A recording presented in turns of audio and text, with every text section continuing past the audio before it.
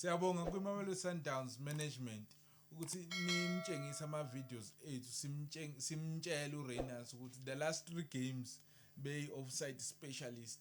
Namhlanje akazange be offside. Yeah. Yabo, this is what we call constructive criticism.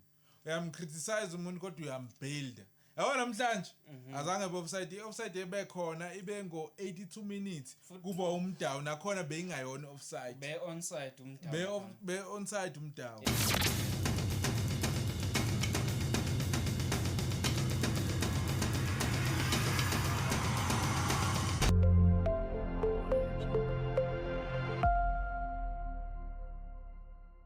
Sanibona bafethu igama lami nguSanele aka uDonso Wenkabi. We back with another video bafethu. Namhlanje bekudlala iMamelodi Sundowns versus iPolokwane City at Loftus. Igame iphele ngo-3-0 kuKoru Reynolds, assistant uMkwena kwaKoru Matthews, assistant uThemba Zwane the captain, then kwasekora uNunu Santos, assistant uLeon, bobabili baba ama-subs. Sibuda bafethu njengoba nazi ngihambi ngedwa ngihamba noSibuda. Sibuda hamba kanjani? Shop kunjani? Ngigrand. Yeah. Bafethu, before we get into the game, please don't forget to follow us on YouTube at Starting 11 XI 11 we number then bese kuba XI.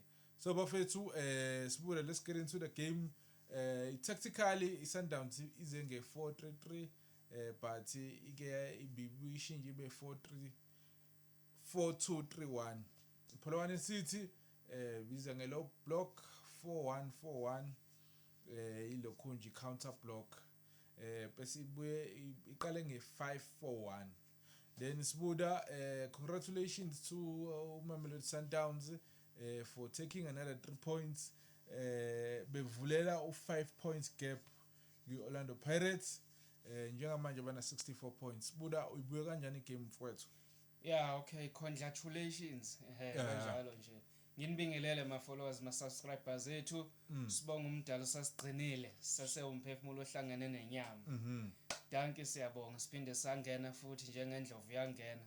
Kulo ukuthi uphakathi kuphela Loftus Stadium. Yebo, first fight. Oh, yeah. Yazi khona into ebeyingenalo iqiniso futhi ebeyingekho fair. Yini le? And naleyo abalandeli beOrlando Buccaneers bangangifakazela. Indaba. Yabo.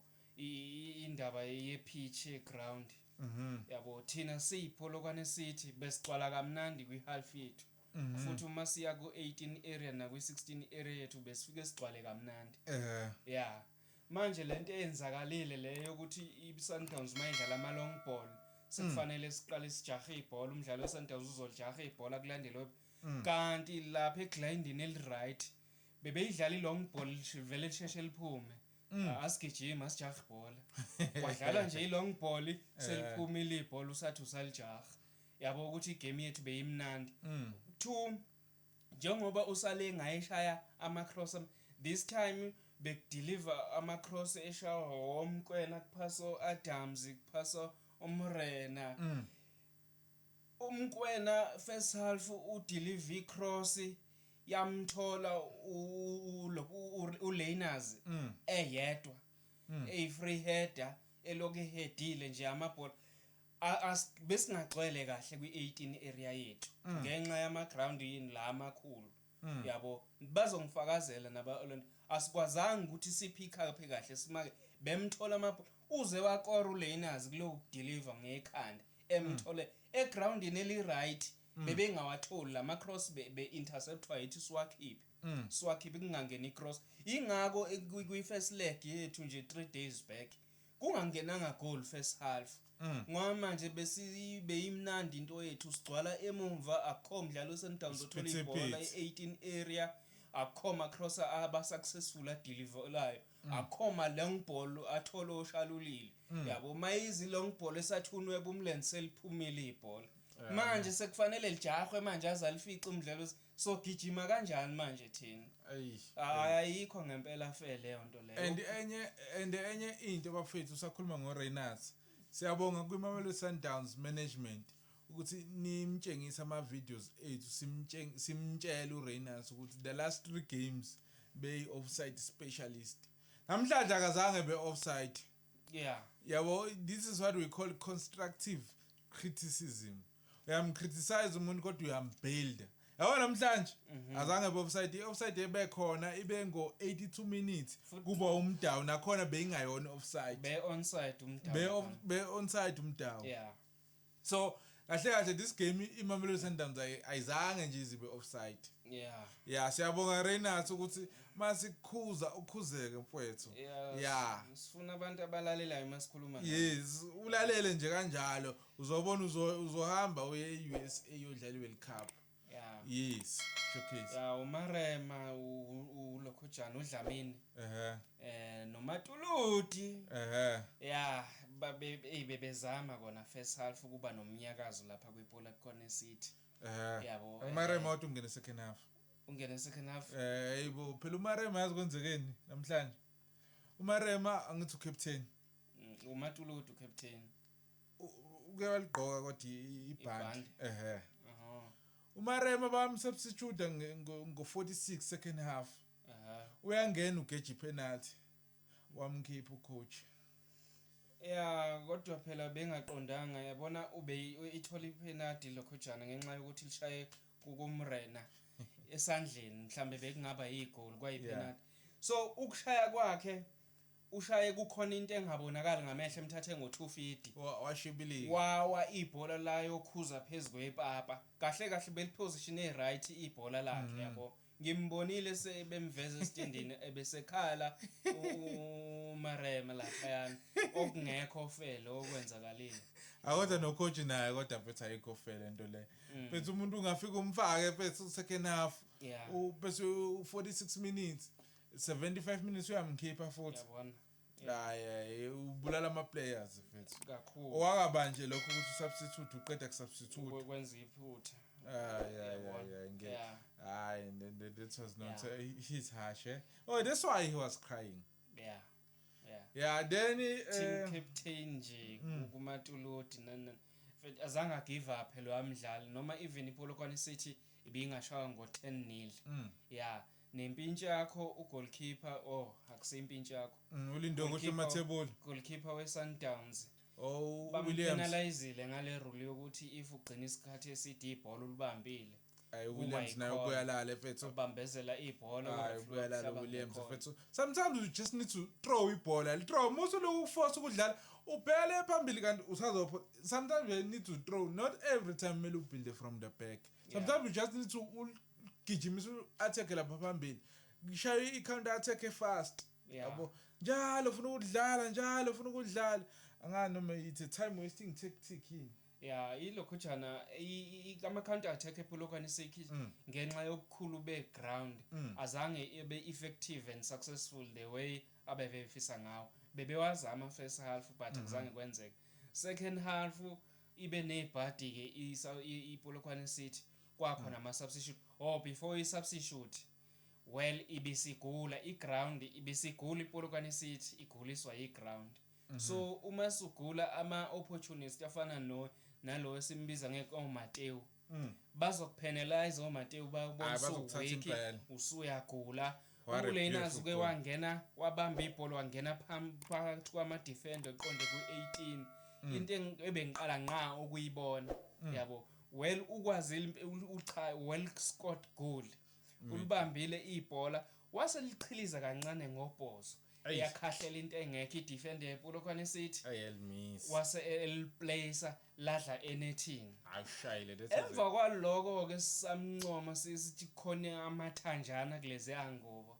akuzange kusenzeka lutho Nkosi yami akuzange senzeka lutho up until kungena ama substitute mfethu afike adlala no Santos and uLokhojana igame yakhe beyiphezulu kakhulu uMkwena hayibo sixabhane phela well played uMkwena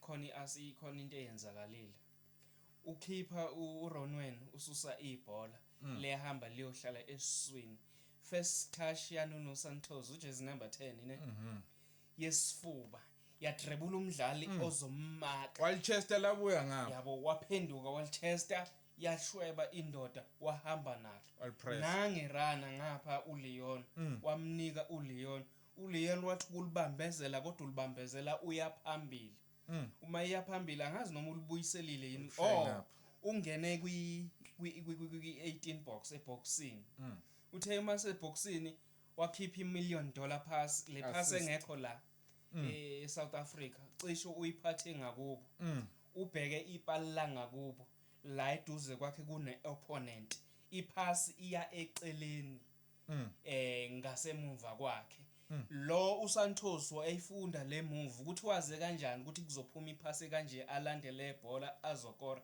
angazi well played yabona leya move ibe nje isuke esandleni sa goalkeeper ibhola ladlala abantu abayi2 and obani abantu abangayenza le yanto leya nje iyodwa leya ake sikhulume nje ngalesa simo lesiyana esiyi1 ngendlela abe assist yabona ukube usheshe wangena mhlambuleni yabantu bebezofa amagoli ngibonile mina ukuthi lele lika Lokhujana belingeke lisho lutho lika Matthews ubezobaphakela uLeon akanawo umona if yena ichance engezithola abese scoring opportunity ayikho uzobanika mfethu abadlali abasespaceni bakori i-team idinga amagoli idinga ama-point iyona into eyenza ukuthi ahluke lo muntu ngeke umtshele ukuthi idlala le position khona la khona futhi uRenas alishweba engekho right kukhona umkwena emva kwakhe wathi umkwena liyeke mfethu ngini ewagejana mfethu umkwena uRenas ngasho ngathi this is being selfish ngoba futhi bengabhekanga nepa sekorile futhi yena but ke bafethu ilokhunja iSundowns bidlala i4-4-3 abantu abebemfuna kakhulu bebemdlalisa kakhulu lokhunja uThapelo Morena na noModiba na iside lakhe belikhona kodwa bebe overload kakhulu iwidth leka Morena bekwazi ukustretch idefense yePolokwane City then second half kwangena ama subs kwangena uMdawu Santos uLeon to maintain intensity ye-game so first half ilo iPolokwane City bilokhunje be compact because bidlala low block bidlala 5-4-1 so bebehleli deep to frustrate Sundowns bebuye ngama counter attack but second half ngibone sebe go up pound to pound neMamelodi Sundowns I think bebefuna equalize I think futhi enye into ebashayile leyo because they use the energy Sundowns izogijimisa manje ibhola manje izogijimisa because enye befuna beshay counter attack ngoDlamini uKelepu no Ramap so yona ifront three yabo leyo by absorbing pressure but beshanga ama counter attack yena uKelepu ungenele uLokhunja David then uSibusisa uphumile ngithi wangena uMarema kwiPolokwane City so the best players bebedlala best performers namhlanje mina my number 1 nje uTebogo Mokoena Tebogo Mokoena isisu bhekwe sakhe nje bhekwe sakhe isisu ngiyamnika futhi mina uLindo okuhle emathebula ugoalkeeper wayo iPolokwane City he made a massive amaningi lapha especially first half lama headers lawa khona nale header isave le Adams then bese kuba uRenas uMatthews nayo performile inkosi yami yani uzwane Themba Zwane ufike neassist so sibuda khona ukunye usafuna ukusho kukhona mayelana nomdlali weSundowns istrike before sahamba sayodlala kuphi eSpain uRibelo Lucas Ribeiro Costa uRibeiro yazi uRibeiro bengingakunakanga ukuthi wadlala iClub World Cup kusho ukuthi goal of the tournament kusho ukuthi njengoba badlala iClub World Cup waqala ngokudlala iChampions League so mina sengibuka ukuthi wasuka la eMzansi waya eSpain yena before esuka la wayese Spain second division yamthenga Sundowns wasebuyeza ku second division wasebuyela khona ku second division wasethola ilokhunja iClub of the goal of the tournament sinyukile ivalue yakhe wahamba udlala second division eSpain so ipossibility yokuthi lapha ku second division mase enza ama calculations ne manager yakhe ukuthi lapha yakhona ikhona yini chance ukuthi adlale iChampions League, ikhona yini chance ukuthi aphinde adlale iClub World Cup, because noma ungadlala kuphi emhlabeni but mase udlala iClub World Cup i-tournament enkulu elandele i-World Cup leyana. So uma ulapha second division uzoyithola yini opportunity yokuthi udlala iClub World Cup, because imali ozoyithola ngokudlala iClub World Cup uthola ama man of the match nani izoba nkulu ngaphezulu kwale mali ayithola kule club akuyona ekwi-second division. Nakhona futhi erelegateayo leyo team eziyodlala kwi-Motsepe League ABC Motsepe League yase-Spain showcase. So I think bamtshela wathi hayi boy uNtswempu yabonga ubusuphethe i-goal of the tournament ayuzofika laphana kule second division uyinyusa uyipromote uyodlala noMbampe laphana bese ngiyodlala i-UEFA ngiyodlala iClub World Cup bese yabatshengisa Sundowns ukuthi ilokhujana akubhenywa ke lapha ngeke mfethu ushiye iClub edlala ilokhujana iChampions League iphinde idlala iClub World Cup uye kwi-second division. But I think sometimes ukuthanda imali uyakublinda ukuthi ungaboni ezinye izinto ezizoba yikusasa eliqhakazile. What if iSundowns yayithatha iChampions League? What if izoba nama-wins mhlambe awu-5-6 the next Club World Cup elandelayo? What if ubezoshaya amagoli awu-3 azoba world recognized because ubezodevelop ubezoqhubeka abe yi-shining star leya abe and with this scheme futhi ke samanje ke sekufike noLeon manje ubuka ukuthi team ibizoba njani ibizohamba ifike ezingeni elikhulu kakhulu kwiClub World Cup yabo. And manje ngizwile kuthiwa bafuna ukumthenga la eAfrica uLeon amanye ama teams afuna ukumthenga. So noma nje bamthenga kanjani mayokuthi ubuya la eAfrica uLeon it's a downgrade because they are number 1 uRibeiro mathi ubuya la eAfrica uRibeiro it's a downgrade noma athi udlalela iphi team because i-team number 1 la eAfrica yipi iSundowns. Uya ku second division yabo manje enye into ezombulala kakhulu imidi imhleli basho ukuthi uya-relegate that puts a bad name kuyena because esekumemela iSundowns kwakuthiwa a goal of the tournament, what a wonderful strike, igoal eNtswempu, iClub World Cup kunzima. Ake mzakwethu. Kodwa siyazi ukuthi uRibeiro Costa uyabuka ama games eSundowns and siyazi ukuthi la khona uyayisola kodwa ke danke siyabonga bafethu sizobuya sesibuka umdlalo we Stellenbosch versus Orlando Pirates ezikamagebhuli.